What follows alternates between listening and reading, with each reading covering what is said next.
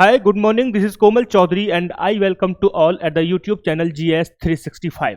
आज का हमारा सेशन करंट अफेयर्स का है, जहां हम हर रोज की तरह डिस्कस करते हैं current affairs in MCQ format.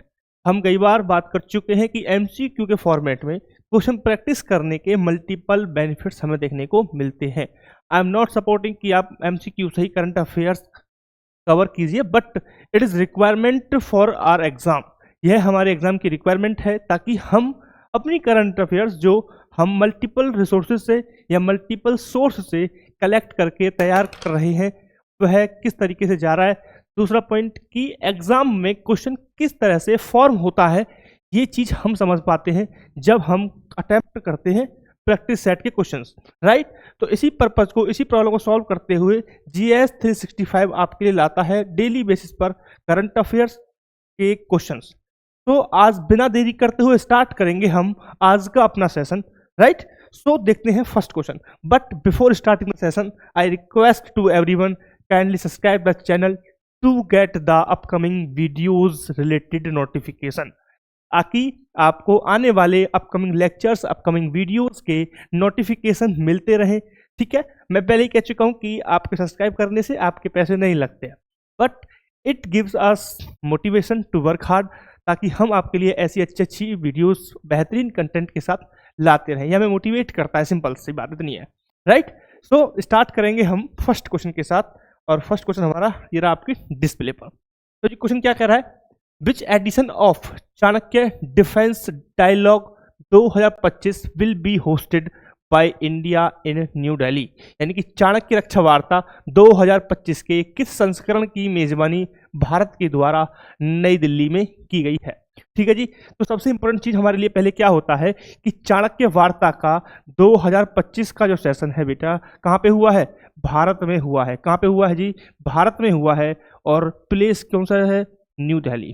ठीक है, तो यहाँ पे क्वेश्चन संस्करण से पूछा गया है, बट आपको लोकेशन और होस्ट कंट्री कौन सा है आपको पता होना चाहिए, राइट। Clear point. ऑप्शन हमारे हैं पहला, दूसरा, तीसरा या फिर चौथा। राइट ऑप्शन यहाँ पे क्या है? राइट ऑप्शन हमारा है ऑप्शन नंबर सी, यानी कि भारत ने थर्ड सेशन की, थर्ड जो उसका संस्करण है उसकी मेजबानी यहाँ पे की है। क्लियर पॉइंट है, कोई दिक्कत यहाँ तक? नेक्स्ट हमारा पॉइंट में आ रहा हूं कि यह जो इवेंट है, इस इवेंट का ऑर्गेनाइजर कौन था, आयोजन किसने किया था? तो बेटा आयोजन किया है भारत के रक्षा मंत्रालय ने। किसने किया जी आयोजन? भारत के रक्षा मंत्रालय ने इसका आयोजन किया था। ठीक है साहब, क्लियर। तो अगर आपसे ऑर्गेनाइजर से रिलेटेड क्वेश्चन आता है तो आप सिंपल सा याद रखेंगे कि भारत की रक्षा मंत्रालय के द्वारा इस इवेंट का आयोजन किया गया है। ठीक है, क्लियर। इवेंट का थीम क्या था? सुधार से रूपांतरण, सशक्त, सुरक्षित एवं विकसित भारत। ठीक है, तो क्या है? सशक्त, सुरक्षित एवं विकसित भारत। सशक्त, सुरक्षित एवं विकसित भारत। ठीक है सर। इसके आगे टैगलाइन और यूज की गई है, इसके आगे एक टैगलाइन यूज की है, सुधार से रूपांतरण। आप ये भी याद रखेंगे, सुधार से रूपांतरण। साहब क्लियर पर है तक? कोई दिक्कत? तो ये हमारे 2025 के चाणक्य वार्ता का थीम है। क्या है बेटा? थीम है, जिसे आप विषय भी बोलते हैं, 2025। ठीक है, दोबारा सुन लीजिए। सिंपल सा क्वेश्चन था कि हाल ही में आयोजित चाणक्य वार्ता 2025 कहाँ पे आयोजित हुई है? नई दिल्ली में आयोजित की गई है। भारत के रक्षा मंत्रालय ने इसको ऑर्गेनाइज किया था। थीम की बात करें तो सुधार से रूपांतरण, सशक्त, सुरक्षित एवं विकसित भारत। सिंपल हो गया बेटा, कोई दिक्कत परेशानी यहाँ तक? कोई दिक्कत? चलें क्या आगे? ठीक है साहब, तो क्लियर पॉइंट। चलिए, तो आपको हर क्वेश्चन को अलग अलग सिनेरियो से क्या करना है? मर्ज करना है, टैली करना है, अपनी तरफ से क्वेश्चन फ्रेम करने की कोशिश भी करनी है। ठीक है, तो एक सिंपल सा क्वेश्चन मैंने दिया था और उसे हम और अलग अलग तरीके से भी डिजाइन कर सकते हैं। चले आगे जी। नेक्स्ट क्या है हमारा? What is the name of India first nitric oxide bounded dressing for the diabetic foot ulcers launched by the department of atomic energy यानी DAE in the collaboration with Cologenesis PVT limited, यानी कि कोलोजेनेसिस private limited के साथ भारत के परमाणु ऊर्जा विभाग DAE द्वारा शुरू की गई मधुमेह पैर के अल्सर, किस बीमारी के लिए बेटा? मधुमेह पैर के अल्सर के लिए भारत की पहली नाइट्रिक ऑक्साइड घाव ड्रेसिंग का नाम क्या है?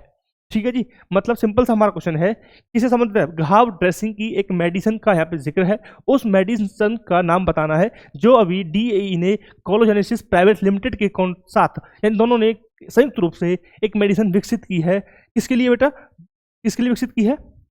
ये विकसित की है घाव ड्रेसिंग के लिए। ठीक है, घाव ड्रेसिंग यानी कि घाव को जल्दी भरने के लिए एक दवाई विकसित की गई है DAE और कोलोजेनेसिस प्राइवेट लिमिटेड के सहयोग से। उस दवाई का नाम हमें यहाँ पे बताना है। सिंपल सा ऑप्शन हमारा क्या है? नॉक्सीहील,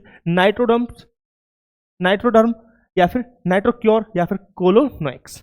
क्या है जी राइट ऑप्शन? राइट ऑप्शन हमारा यहाँ पे है बेटा option number D, Colonoics. Colonoics is the right answer for this question, यानी कि ऑप्शन डी हमारा यहाँ पे करेक्ट हो जाता है। आप याद रखेंगे साइंस और टेक के क्वेश्चंस अक्सर ऐसे आते हैं जो बहुत ही इजी होते हैं और एक भारी भारी शब्द लिखे होते हैं बस, है ना, भारी भारी वर्ड होते हैं और इसलिए वो ऐसा लगता है बहुत टफ क्वेश्चन है। अब ये सिंपल समझ बताइए कि सिंपल दवाई का नाम आपको पता होता तो आप सिंपल कर देते। ठीक है, करंट अफेयर्स में है, आपको पता भी होना चाहिए था। एक दवाई विकसित हुई है, पहली बार दवाई है जो नाइट्रिक ऑक्साइड के लिए यूज की जाएगी। ठीक है, भारत की पहली नाइट्रिक ऑक्साइड घाव ड्रेसिंग है। ठीक है, पहली दवाई है ये, इसलिए इंपॉर्टेंट हो जाती है। क्लियर पॉइंट है तक? तो पहली नाइट्रिक ऑक्साइड घाव ड्रेसिंग का नाम है, तो ये पहली है। ठीक है, आप लिख सकते हैं। तो बेटा ये जो दवाई है कोलोनेक्स, ये पहली है, पहली मेडिसिन है, ऐसी पहली मेडिसिन है, इसलिए इंपॉर्टेंट हो जाती है। ठीक है, क्लियर? किस लिए प्रयोग किया जा रही है? तो सिंपल सा क्वेश्चन था, मधुमेह पैर के अल्सर के लिए इसे प्रयोग किया जाएगा। किसके लिए विकसित किया था? मधुमेह पैर के अल्सर के लिए इसको प्रयोग किया जाएगा। किसको किया जाएगा जी? मधुमेह पैर के अल्सर के लिए। यहां तक कोई दिक्कत? ठीक है, हमने बात की किसने इसको डेवलप किया? DAE ड्रेसिंग परमाणु ऊर्जा विभाग। ठीक है, डिपार्टमेंट ऑफ एटॉमिक एनर्जी, यही था ना। दूसरा कौन सी कंपनी थी? दूसरी कंपनी थी कोलोजेनेसिस प्राइवेट लिमिटेड। दोनों ने मिलकर इसको विकसित किया है और इसमें जो सहयोग दिया है वो बाभा ने दिया है, बार्क ने दिया है, वाभा एटॉमिक रिसर्च सेंटर। बार्क के सहयोग से इसको स्थापित किया गया है। DAE प्लस कोलोजेनेसिस और प्लस बार्क के साइंटिफिक सहयोग से इसको डेवलप किया गया है। ठीक है, क्लियर पॉइंट है। इसका ये माना जा रहा है, जो रिपोर्ट्स हैं इसका ये माना जा रहा है कि यह 70% जो मामले हैं, जो घाव हैं, उनको तेजी से भर सकती है। ठीक है, क्लियर? सिंपल सी चीज समझ लीजिए कि यह घाव को तेजी से भरने के लिए इस मेडिसिन को डेवलप किया गया है। राइट, यहां तक कोई दिक्कत? अब दूसरी बात लीजिए, CDSCO के द्वारा इसे क्या दिया गया है? CDSCO के द्वारा इसे क्या कहते हैं, व्यवसायिक मंजूरी दे दी है। कॉमर्शियल इसका हम क्या कर सकते हैं? मैन्युफैक्चर कर सकते हैं। ठीक है, यानी कि व्यावसायिक रूप से इसको उत्पादित किया जा सकता है। अब इसे मार्केट में लाया जा सकता है। CDSCO के द्वारा इसको मंजूरी दे दी गई है। CDSCO, ठीक है साहब, CDSCO के द्वारा इसको मंजूरी दे दी गई है। क्लियर पर तक दिक्कत? तो ये तो हो गया बेटा हमारा करंट का एस्पेक्ट। अब हम चीज समझेंगे यहाँ पे हम देख रहे हैं कि हमने 3 चीजों का जिक्र किया। मैंने एक तो सबसे पहले किया हमने DAE का, ठीक है, किया यहाँ पे। फिर एक चीज बार्क निकल के आई, बार्क आया था, संस्थान का नाम बार्क है। दूसरा एक यहाँ पे मैंने जिक्र किया CDSCO, इन्होंने जी परमिशन दे दी है। तो सबसे पहले स्टार्ट करेंगे CDSCO से। यह होती क्या है बेसिकली? तो आप समझिए कि जो हमारी मेडिसिन्स हैं, जो भी मेडिसिन हैं, उनको रेगुलेशन के लिए एक बॉडी के रूप में जब हम बात करते हैं तो एक रेगुलेटरी बॉडी होती है, उस बॉडी का नाम है CDSCO। ठीक है, CDSCO, राइट? कितने को दिक्कत यहां तक? यानी कि जिस तरीके से हम बात करते हैं बैंकों को रेगुलेशन के लिए RBI, इंश्योरेंस को रेगुलेशन के लिए IRDAI, ठीक है, स्टॉक मार्केट को रेगुलेट करने के लिए SEBI, इसी तरीके से जो मेडिसिन्स हैं उनको रेगुलेट करने के लिए, उन वस्तुओं को रेगुलेट करने के लिए, विनियमित करने के लिए एक संस्था स्थापित की गई जिसे हम बोलते हैं CDSCO, राइट? कोई दिक्कत परेशानी? जब हम बात करें CDSCO तो किस मंत्रालय के तहत काम करेगी? तो सिंपल सा, किससे रिलेटेड है? दवाइयां हैं। दवाई किससे बात करती है? हेल्थ, स्वास्थ्य से रिलेटेड, करते हैं स्वास्थ्य से रिलेटेड। तो जब बात कर रहे हैं हम स्वास्थ्य को लेकर, तो किस मंत्रालय के तहत काम करेगा? स्वास्थ्य एवं परिवार कल्याण मंत्रालय। यहां तक कोई दिक्कत बेटा? कोई दिक्कत नहीं। चलो आगे बढ़ते हैं, ठीक है। फिर हम बात करेंगे कि जब हम बात करें CDSCO को, तो CDSCO का हेडक्वार्टर कहां पड़ता है? पता ही सर कहां पड़ता है? तो हेडक्वार्टर कहां पड़ेगा? नई दिल्ली में पड़ता है। कोई दिक्कत यहां तक? पक्का समझ में आ गया? तो ये थी हमारी CDSO के बारे में ब्रीफ इंफॉर्मेशन। यानी कि CDSO रेगुलेटरी बॉडी है, दवा की गुणवत्ता चेक करेगी, सुरक्षा को ध्यान रखेगी, प्रभावशीलता क्या है वो सब चीज चेक करेगी, ठीक है। साथ साथ ट्रायल जो रहेंगे उनको देखेगी, फिर मंजूरी भी देगी, यही भाई जो कॉमर्शियल हम यूज कर सकते हैं उसका, है ना, जो हम इस केस में देख रहे हैं, है ना, जिस कारण यह न्यूज में बनी हुई है, राइट। कोई दिक्कत परेशानी? ठीक है। इसका एक ऑफिसर होता है जो उसका हेड होता है, उसे बोलते हैं DCGI। इसका जो हेड होता है, हेड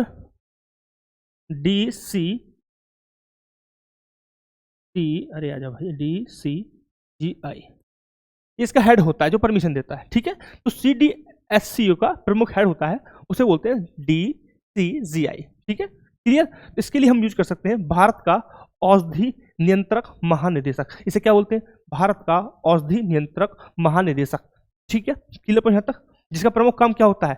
नई दवा हो गई, वैक्सीन हो गई, या फिर कोई किसी का क्लिनिकल ट्रायल हो रहा है ना, उसको मंजूरी कौन देगा? तो ये ऑफिसर ही देगा, ठीक है, क्लियर पॉइंट। या फिर किसी हम बात करें लाइसेंसिंग को लेकर, समझे, ठीक है, तो लाइसेंसिंग कौन देगा? किसके पास अथॉरिटी है? अथॉरिटी है DCGI के पास, क्लियर बेटा? कोई दिक्कत यहाँ तक?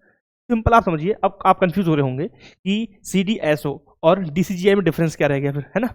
तो आप समझिए कि जो CDSCO है वह एक संगठन है, राइट, वो क्या है? एक ऑर्गेनाइजेशन है। और DCGI वो एक व्यक्ति है, एक पर्सन है, ठीक है, जो उसके अंतर्गत काम करता है, संस्था के अंतर्गत, राइट। अगर हम बात करें, दवा हो गई, कॉस्मेटिक्स हो गए, इन सबको जो रेगुलेट करेगी, रेगुलेट कौन करेगा? रेगुलेट एक संस्था करती है, ठीक है। संस्था कई व्यक्तियों से मिलकर बनती है, उन व्यक्तियों में से एक व्यक्ति है DCGI, राइट, क्लियर पॉइंट आता है। तो जो रेगुलेशन है वो CDSCO करेगी, बट लाइसेंसिंग हो गया, कोई पास करना है कोई चीज, किसी को अप्रूवल देना है, तो कौन करेगा? वो DCGI करेगा, राइट। यहाँ तक कोई दिक्कत?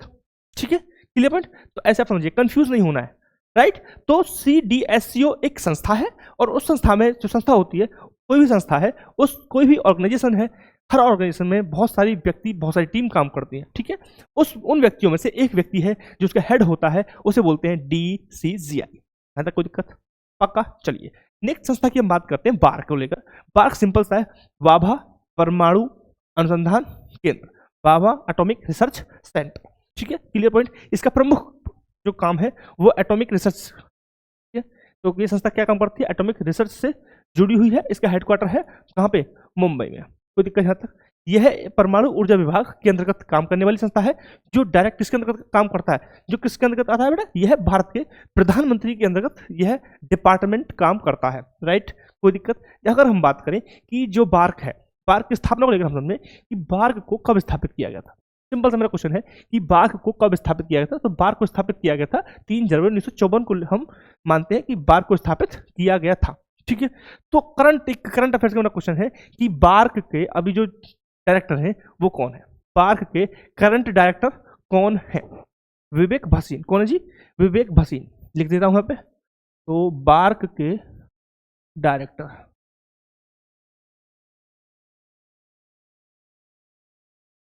ठीक है जी, क्लियर, विवेक भसीन। कोई दिक्कत?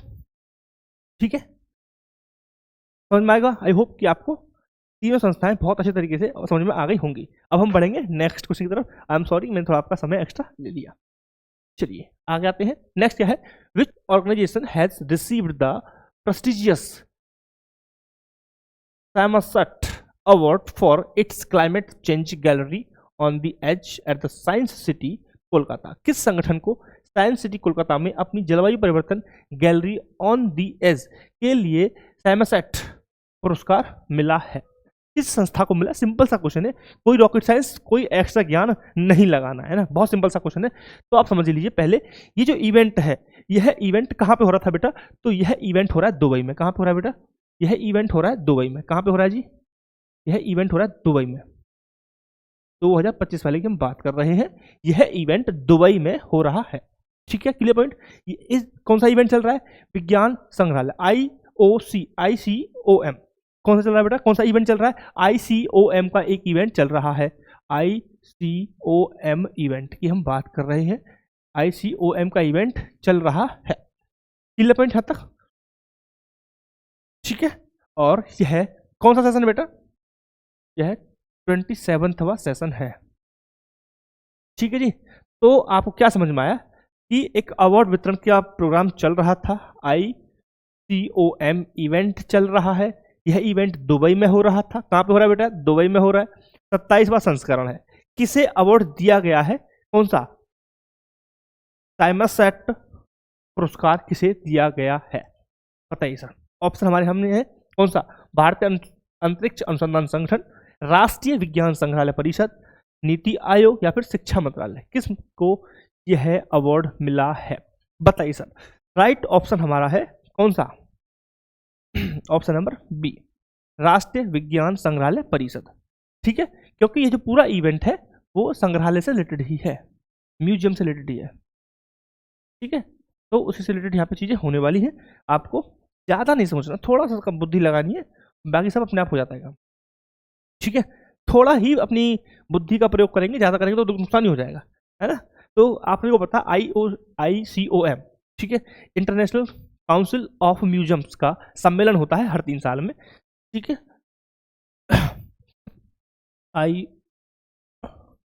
ICOM, ठीक है, सम्मेलन होता है जी 3 साल में। ठीक है साहब, 3 साल में होता है। 2025 का सेशन हुआ है। कहाँ पे? कहाँ पे हो बेटा? दुबई में हो रहा है। ठीक है, क्लियर पॉइंट। कौन सा संस्करण हो रहा था? कौन सा हो रहा है? सेशन कौन सा है जी? तो 27वां सेशन है बेटा। कौन सा है जी? 27वां सेशन है। कोई दिक्कत यहाँ तक? ठीक है, स्टार्ट कब से हो रहा है? कब से बनना स्टार्ट हुआ है? 1948 से बेटा, 1948 से शुरुआत। हर साल में बनेगा। तो बताइए नेक्स्ट कब बनेगा फिर? नेक्स्ट कब बनेगा? नेक्स्ट बनेगा 2028 में।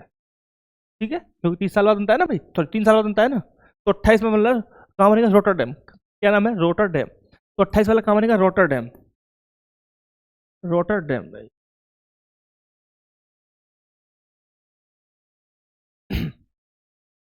रोटरडैम कहाँ पड़ता है? लग्जमबर्ग में।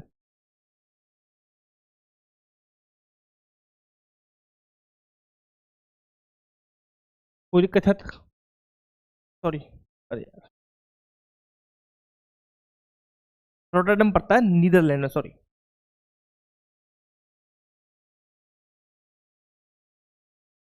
ठीक है, क्लियर पॉइंट तक? ठीक, बताइए और सर क्या बताऊँ?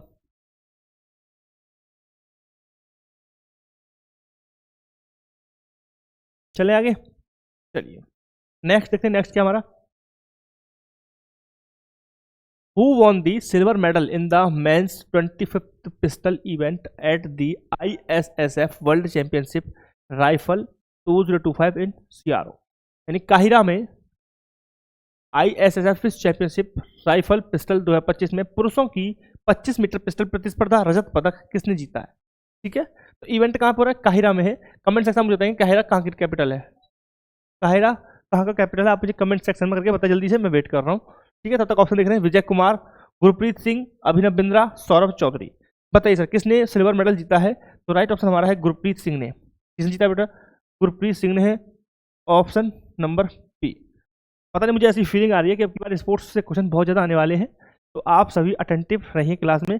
स्पोर्ट्स को बहुत अच्छे तरीके से करके जाइए, क्योंकि हाल ही में बहुत इवेंट हुए हैं स्पोर्ट्स के। ठीक है, और स्पोर्ट्स एक इम्पोर्टेंट और फेवरेट सेगमेंट होता है किसी भी एग्जामिनर के लिए, और एग्जाम जो कंपनीज करा रही हैं आजकल, ठीक है, तो सबके लिए बहुत ही इंपॉर्टेंट रहता है। उसको क्या होता है कि इजीली होता है, ज़्यादा उन्होंने मॉडिफिकेशन नहीं करनी होती है क्वेश्चंस को लेकर, नहीं घुमाना होता है, सिंपल सा क्वेश्चन पूछते हैं, और जो बच्चे कर पाते हैं तो कर पाते हैं, अदरवाइज छोड़ देते हैं, वो छोड़ देते हैं, है ना।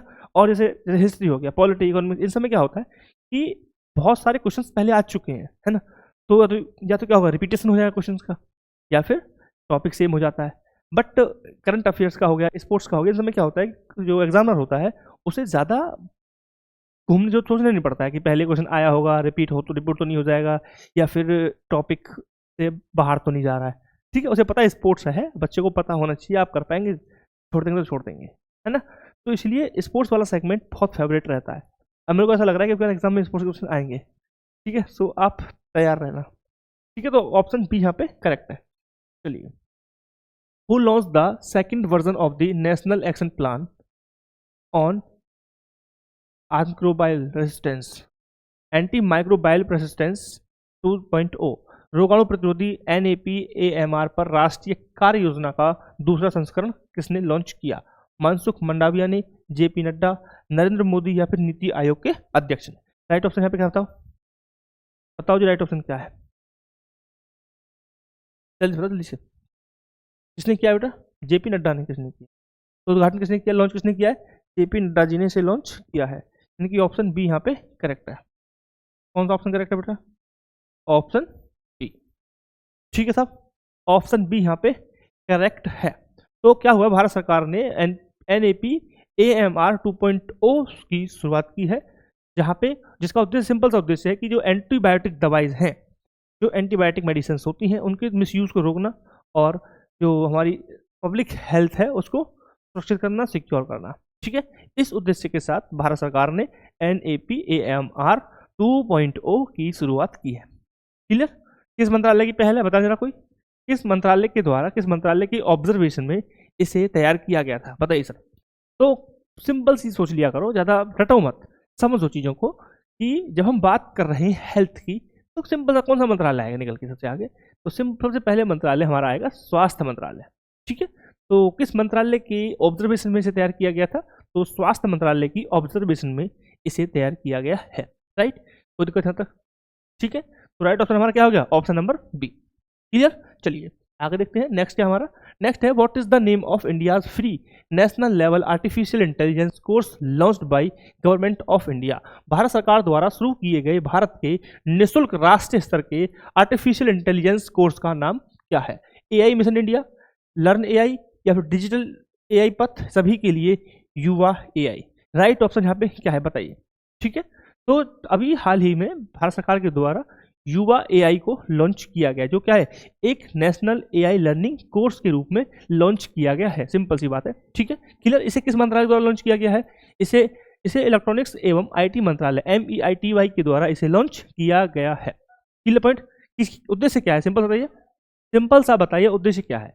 ठीक है, तो सिंपल सा उद्देश्य है कि जो युवा हैं, जो यूथ है, यूथ को AI के बारे में समझ प्रदान करना, AI के बारे में लोगों तक पहुंचाना, यूथ तक AI की इन्फॉर्मेशन जो AI है उसको बताना कि AI से आप क्या कर सकते हैं, AI का यूज कैसे कर सकते हैं। ठीक है, मिसयूज जो हो रहा है उसे कैसे कर सकते हैं, तब मिसयूज करना सिखाएंगे नहीं, उसको रेसिस्टेंस कैसे करेंगे।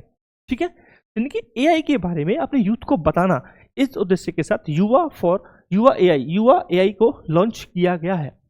ठीक है, क्लियर पॉइंट है हद तक? राइट, तो मैंने क्या बताया, किस मंत्रालय के तहत इसे लॉन्च किया गया? MEITY के द्वारा, ministry of electronics and information technology, MEITY के द्वारा इसे लॉन्च किया गया था, सॉरी किया गया है। राइट, इसे एक मिशन के तहत लॉन्च किया गया है। भारत का एक अम्ब्रेला मिशन चलता है AI के लिए, पता क्या नाम है उसका? भारत का एक मिशन है अम्ब्रेला AI के लिए, AI आर्टिफिशियल इंटेलिजेंस के लिए एक अम्ब्रेला मिशन है, जिसे बोलते हैं हम इंडिया AI। क्या बोलते हैं बेटा? इंडिया AI एक मिशन है जिसके तहत इसे लॉन्च किया गया था। ठीक है, क्लियर पॉइंट आता? डन। अब बात करते हैं कि भाई इंडिया AI क्या है। ये तो कुछ है, कुछ बला होगी कि भाई तुम तो इसे घुसे जा रहे हो अंदर। तो AI का सिंपल सा चीज है AI कि भारत सरकार का एक नेशनल कार्यक्रम है, नेशनल क्या है, प्रोग्राम है, जिसका सिंपल सा उद्देश्य है कि देश में AI को मजबूत करना और उससे रिलेटेड इकोसिस्टम तैयार करना। ठीक है, 2025 से इस मिशन को इंट्रोड्यूस किया गया था और इनिशियली इसमें 10,000 करोड़ रुपए का इन्वेस्टमेंट भी किया गया था। और यह भी किसके तहत चलाया गया? किस मंत्रालय के द्वारा इसे लॉन्च किया गया था? तो किसके द्वारा किया जाएगा बेटा? इसको लॉन्च किया गया था इलेक्ट्रॉनिक एवं सूचना प्रौद्योगिकी मंत्रालय, यानी सेम मंत्रालय MEITY के द्वारा ही इसे लॉन्च किया गया था। ठीक है, तो क्या समझ में आया हमें क्या समझ में आया? हमें सिंपल सी चीज समझ में आई कि हाल ही में इंडिया AI मिशन के तहत एक नया प्रोग्राम लॉन्च किया गया जिसे बोलते हैं हम युवा AI। ठीक है साहब, चलते हैं आगे। तो राइट ऑप्शन हमारा है ऑप्शन नंबर डी। कौन सा है जी राइट ऑप्शन? राइट ऑप्शन कौन सा है बेटा? Option number D. ठीक है साहब, ऑप्शन नंबर डी। चले आगे, चलिए नेक्स्ट क्या हमारा? नेक्स्ट देखते हैं, an international seminar on the unearthing the past shaping the future 175 years of GSI will be organized by the Geological Survey of India at which of the following places?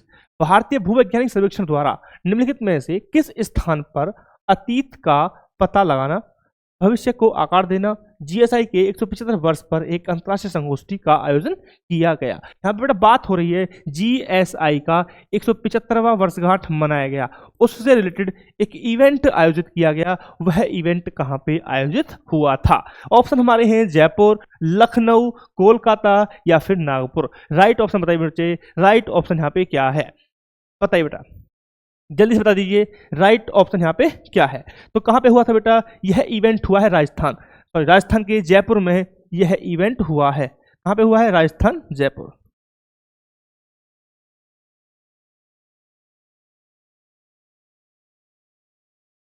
यह event कहाँ पे हुआ है? राजस्थान के जयपुर में यह इवेंट हुआ है। ठीक है साहब, क्लियर पहुंचा तक? कोई दिक्कत?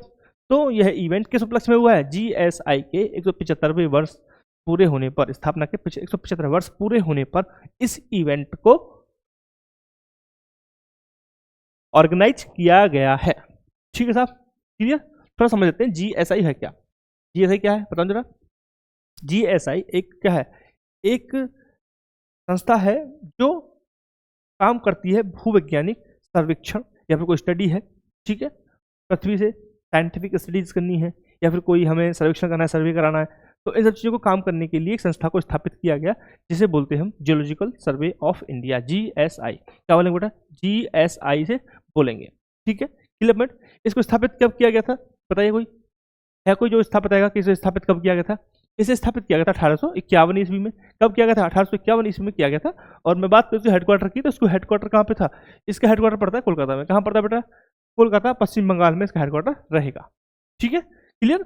अब आते हैं मंत्रालय। किस मंत्रालय के तहत यह संस्था काम करती है? फिर से मैं वही बात कहूंगा कि बुद्धि नहीं लगानी है, सिंपल सा लॉजिक लगाना है कि एक संस्था है जो काम करती है भूवैज्ञानिक, भूमि से जुड़ी हुई है, कोई सर्वे करना।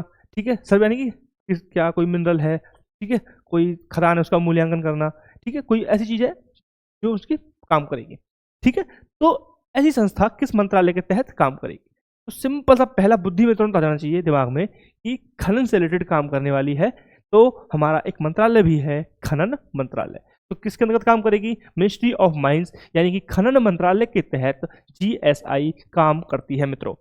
ठीक है साहब, क्लियर पॉइंट? कोई दिक्कत यहाँ तक समझ में आ गया? चलिए ठीक है, तो राइट ऑप्शन हमारा है ऑप्शन नंबर ए, जयपुर में यह इवेंट हुआ था। ठीक है, स्टैटिक पार्ट हमने कवर कर लिया है। अब बढ़ेंगे हम नेक्स्ट क्वेश्चन की तरफ। नेक्स्ट हमारा है Indian Archer Kusal Dalal won the GT Open Indoor World Series title in which of the following categories?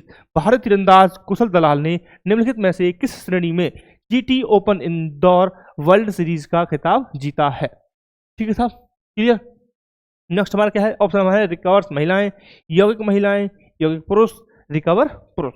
ठीक है जी, तो आपको ये उसमें कोई समझने की चीज है नहीं, प्योर फैक्ट है, आपको पता होना चाहिए। क्या है?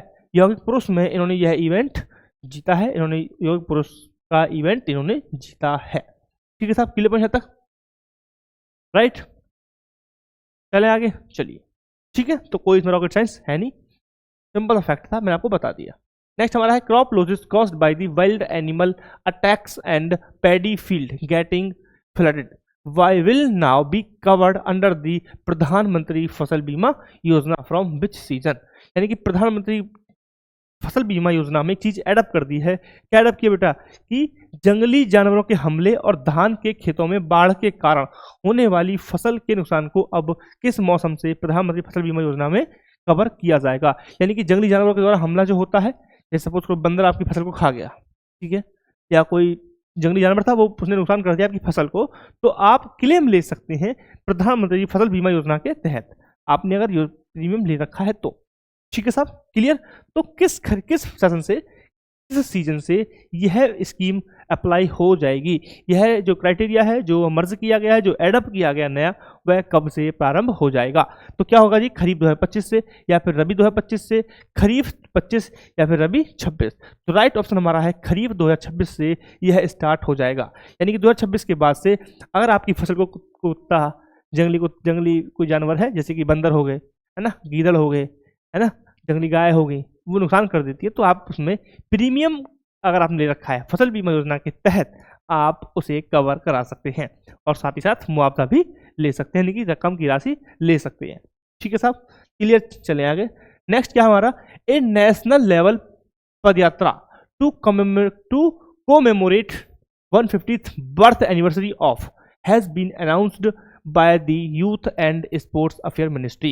युवा और खेल मामलों के मंत्रालय ने की 150वीं जयंती के उपलक्ष्य में राष्ट्रीय स्तर की पदयात्रा की घोषणा की। बताइए किसके लिए की है पदयात्रा की घोषणा? ऑप्शन हमारे हैं सरदार वल्लभ भाई पटेल, बिरसा मुंडा, जवाहरलाल नेहरू, डॉक्टर राजेंद्र प्रसाद। किसकी 150वीं जयंती पर यह इवेंट आयोजित किया गया था? तो हमारा राइट ऑप्शन है बेटा ऑप्शन नंबर बी। किसके 150वीं जयंती पर? सरदार वल्लभ भाई पटेल की 150वीं जयंती पर यह इवेंट का आयोजन किया गया था।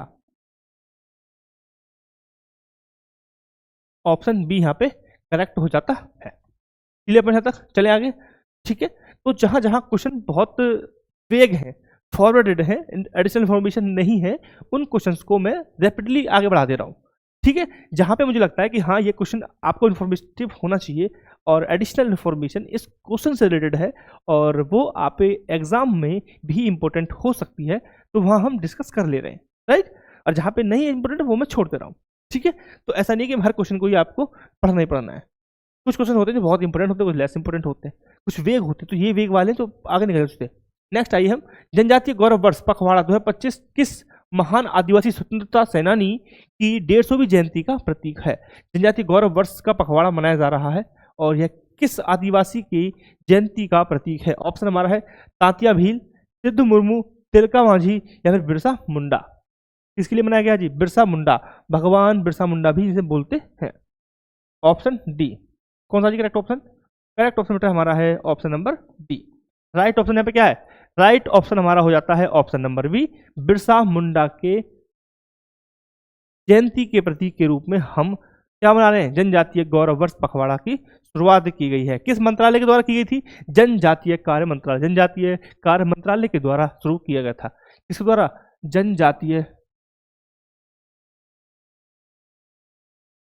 जनजातीय कार्य मंत्रालय, जनजातीय कार्य मंत्रालय के द्वारा, ठीक है साहब। क्लियर पर यहाँ तक चलिए नेक्स्ट क्या हमारा, नेक्स्ट देखते हैं। Which state has launch the second phase of मुख्यमंत्री तीर्थ यात्रा योजना इन अक्टूबर 2025? किस राज्य ने अक्टूबर 2025 में मुख्यमंत्री तीर्थ यात्रा योजना का दूसरा चरण शुरू किया है? ऑप्शन पंजाब, बिहार, हरियाणा, झारखंड। ठीक है जी, तो बेटा मुख्यमंत्री तीर्थ यात्रा जो है वो पंजाब सरकार की एक योजना है। ऑप्शन नंबर ए, पंजाब सरकार की एक योजना ये है जिस इन्होंने इसका दूसरा संस्करण स्टार्ट किया है, जिस कारण ये न्यूज में है और ये आपके लिए इंपॉर्टेंट हो जाता है। ठीक है साहब, क्लियर। चलिए आगे देखते हैं। Where was the national conference on handlooms and handicraft 2025 held? हथकरघा और हस्तशिल्प पर राष्ट्रीय सम्मेलन 2025 कहाँ आयोजित किया गया? ऑप्शन हमारे झारखंड, उड़ीसा, मध्य प्रदेश या फिर गुजरात। बताइए सर कहाँ पे किया गया था बेटा? कहाँ पे किया गया है? Option number D.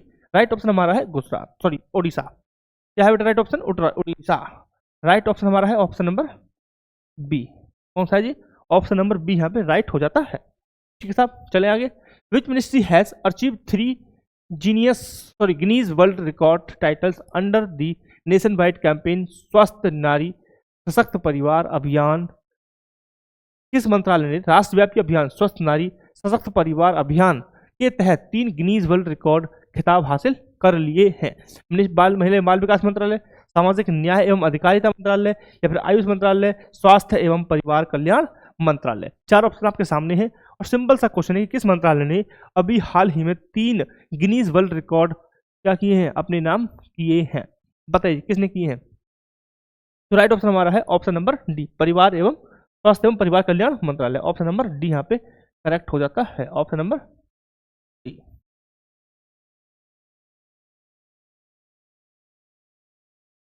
ठीक है साहब, ऑप्शन नंबर डी यहाँ पे करेक्ट हो जाता है। Clear point? ठीक है, चलिए आगे देखते हैं। Gogabil lake which has recently been designated as a Ramsar site is located in which state? यानी गोगाबिल झील जिसे हाल ही में रामसर स्थल के रूप में नामित किया गया है वह किस राज्य में स्थित है? झारखंड, बिहार, मध्य प्रदेश या फिर नागालैंड। किस राज्य में स्थित है ये झील? बताइए जरा। बहुत ही सिंपल सा है। रामसर साइट बहुत ज़्यादा एग्जाम में आती हैं और करंट अफेयर से रिलेटेड ज़्यादा एग्जाम में देखने को मिलती हैं। तो बेटा हमारा राइट ऑप्शन यहाँ पे है बिहार। क्या है जी? बिहार की यह एक लेक है जिसको अभी हाल ही में रामसर साइट का दर्जा दिया गया है। ऑप्शन बी यहाँ पे करेक्ट है। ठीक है, क्लियर पॉइंट यहाँ तक चले आगे। चलिए दोबारा से दे दिया। चलिए ठीक है, Ramnavami tribe has mainly found in which state? Ramnami जनजाति मुख्य रूप से किस राज्य में पाई जाती है? ऑप्शन छत्तीसगढ़, आंध्र प्रदेश, गुजरात या फिर महाराष्ट्र। इस तरह के क्वेश्चन आपके सामने एग्जाम में दिखेंगे, तो आपको अटेंटिव रहना है। ठीक है साहब, कोई दिक्कत परेशानी? चलिए पता जल्दी से, कहाँ का है रामनवमी? रामनवमी जनजाति बेटा छत्तीसगढ़ की है। कहाँ की है? छत्तीसगढ़ की, यानी कि ऑप्शन नंबर ए यहाँ पे करेक्ट हो जाता है हमारा। ऑप्शन नंबर ए, क्या बेटा? ऑप्शन नंबर ए यहाँ पे करेक्ट है। और यह जनजाति छत्तीसगढ़ से बिलोंग करती है। यह जनजाति फेमस है अपने नाम, अपने जो, यह एक अजीब प्रकार के बहुत सारे टैटू लगा के रखते हैं, है ना। और सबसे इंपॉर्टेंट टैटू इनके पास मिलेगा राम का। तो यह अपने चेहरे पर, है ना, शरीर पर, बॉडी पर कहीं कहीं आपको राम नाम का चेहरा इन्हें देखने को मिलेगा। यह अपने आप को राम नामी समाज के नाम से अपने आप को स्थापित किए थे। स्टार्टिंग में क्या था कि राम जो ये है, राम नामी जो था, एक आंदोलन हुआ था इतिहास में, ठीक है, जो हिस्ट्री में निम्न जाति के लोग थे, जो बटाईदार थे, उन्होंने अपने हकों के लिए एक आंदोलन किया था, ठीक है, और तभी से ये कहलाए रामनामी समाज। ठीक है, क्लियर है ना। तो सिंपल सा है कि एक रामनामी आंदोलन हुआ था, उससे जुड़े हुए लोग थे ये क्या था, निम्न जाति के लोग थे, बटाईदार थे, जिन्होंने एक आंदोलन किया था और अपने आप को ये राम लिख के रखते थे अपनी बॉडी पर, और अब ये है अपने आप को राम नवमी समाज के रूप में स्थापित कर चुके हैं। ठीक है, क्लियर पॉइंट। चलिए, तो ऑप्शन ए यहाँ पे बेटा हमारा करेक्ट है। डन। नेक्स्ट देखिए, नेक्स्ट क्या है? Typhoon Kalmaegi recently made landfall in which country? तूफान कालमेगी ने हाल ही में किस देश में दस्तक दी है? अंग्रेजी, चीन, फिलीपींस या फिर जापान। राइट ऑप्शन हमारा है फिलीपींस। ठीक है साहब, क्लियर पॉइंट। तो फिलीपींस यहाँ पे राइट ऑप्शन है, आप इसे भूलेंगे नहीं, याद रखेंगे। और तूफान से रिलेटेड क्वेश्चन कई बार आ चुके हैं, तो आप अटेंटिव होकर नोट बनाते रहिए। जिनके लिए मैं बोल रहा हूँ ना, उन्हें आप वन लाइनर में एटलीस्ट लिख के रखें, ताकि जब आप before going exam you have to summarise and revise the thing. ठीक है, जब एग्जाम से पहले आप जाते हैं तो बहुत सारी चीज़ें आपको समराइज करनी होती है, रिवाइज करनी होती है, तो आप उन चीज़ों में इनको भी डाल के रखेंगे कि ये कुछ वन लाइनर्स हैं जो आपको एग्जाम से पहले रिवाइज करके जाने हैं, सो दैट कि आपके जो एग्जाम में क्वेश्चन हैं वो आपको अच्छे से अच्छे आप कर पाएँ। ऐसा ना हो कि आप रिवाइज नहीं किए थे, इस वजह से आप छोड़ दें क्वेश्चन और फिर बाद में अफसोस आपको रिग्रेट करना पड़े। राइट, तो ऑप्शन हमारा है भारत, म्यांमार, भूटान और बांग्लादेश। बताइए राइट ऑप्शन क्या है यहाँ पे? राइट ऑप्शन क्या है बताइए जल्दी से? राइट ऑप्शन हमारा है भूटान। ठीक है, तो मेजबानी कौन कर रहा है बेटा? मेजबानी कर रहा है भूटान के द्वारा ग्लोबल पीस फेयर की मेजबानी यहाँ पे की जा रही है। ठीक है साहब, क्लियर पॉइंट। तो this is the day and this is the lecture for the day. Thank you very much for the watching this video. If you are liking the video and it is relevant to you, तो I request कि आप subscribe करें, share करें और हर रोज video को follow करते रहें। Thank you very much for the watching this video. Thank you.